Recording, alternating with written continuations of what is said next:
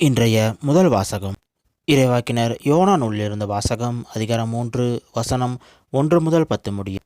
இரண்டாம் முறையாக யோனாவுக்கு ஆண்டவரின் வாக்கு அருளப்பட்டது.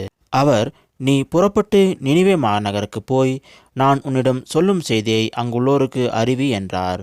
அவ்வாறே யோனா புறப்பட்டு ஆண்டவரது கட்டளைப்படி நினிவேக்கு சென்றார். நினிவே ஒரு பெரும் நகர். அதை கடக்க 3 நாள் ஆகும்.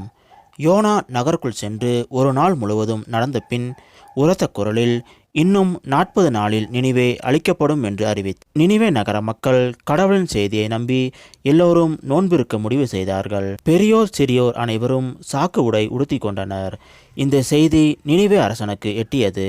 அவன் தன் அரியணையை விட்டிறங்கி அரச உடையை களைந்துவிட்டு சாக்கு உடை உடுத்தி கொண்டு சாம்பல் மீது உட்கார்ந்தான். மேலும் அவன் ஓர் ஆணை பிறப்பித்து அதை நினிவே முழுவதும் பறைச்சாற்ற செய்தான். இதனால் அரசரும் அரசவையினரும் மக்கள் அனைவருக்கும் அறிவிப்பதாவது: எந்த மனிதரும் உணவை சுவைத்து கூட பார்க்கக்கூடாது. ஆடு மாடு முதலிய விலங்குகளும் தீனி தின்னவோ தண்ணீர் குடிக்கவோ கூடாது. மனிதரும் விலங்குகளும் சாக்கு உடை உடுத்தி கொண்டிருக்க வேண்டும். மனிதரும் விலங்குகளும் சாக்கு உடை உடுத்தி கொண்டிருக்க வேண்டும். ஒவ்வொருவரும் கடவுளை நோக்கி மன்றாட வேண்டும். தம் தீய வழிகளையும் தாம் செய்து வரும் கொடும் செயல்களையும் விட்டொழிக்க வேண்டும். இவ்வாறு செய்தால் கடவுள் ஒருவேளை தம் மனதை மாற்றிக்கொள்வார். அவரது கடுஞ்சினமும் தனியும். நமக்கு அழிவு வராது.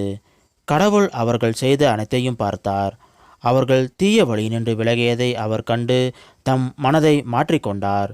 தாம் அவர்கள் மீது அனுப்புவதாக சொல்லியிருந்த தண்டனையை அனுப்பவில்லை. இது ஆண்டவர் வழங்கும் அருள்வாக்கு. இறைவா, உமக்கு நன்றி. இன்றைய நற்செய்தி புனித லூக்கா எழுதிய நற்செய்தியிலிருந்த வாசகம் அதிகாரம் 10 வசனம் 38 முதல் 42 முடிய. அக்காலத்தில் இயேசு தம் சீடர்களுடன் ஓர் ஊருக்கு சென்றார். அங்கே பெண் ஒருவர் அவரை தம் வீட்டுக்கு வரவேற்றார். அவர் பெயர் மார்த்தா. அவருக்கு மரியா என்னும் சகோதரி ஒருவர் இருந்தார். மரியா ஆண்டவருடைய காலடி அருகில் அமர்ந்து அவர் சொல்வதை கேட்டுக்கொண்டிருந்தார். ஆனால் மார்த்தா பற்பல பணிகள் புரிவதில் பரபரப்பாகி இயேசுவிடம் வந்து, ஆண்டவரே, நான் பணிவிடை செய்ய என் சகோதரி என்னை தனியே விட்டுவிட்டாளே. உமக்கு கவலை இல்லையா? எனக்கு உதவி புரியும்படி அவளிடம் சொல்லும் என்றார். ஆண்டவர் அவரை பார்த்து, மார்த்தா மார்த்தா, நீ பலவற்றை பற்றி கவலைப்பட்டு கலங்குகிறாய். ஆனால் தேவையானது ஒன்றே. மரியாவோ நல்ல பங்கை தேர்ந்தெடுத்து கொண்டாள். அது அவளிடமிருந்து எடுக்கப்படாது என்றார். இது கிறிஸ்து வழங்கும் நற்செய்தி.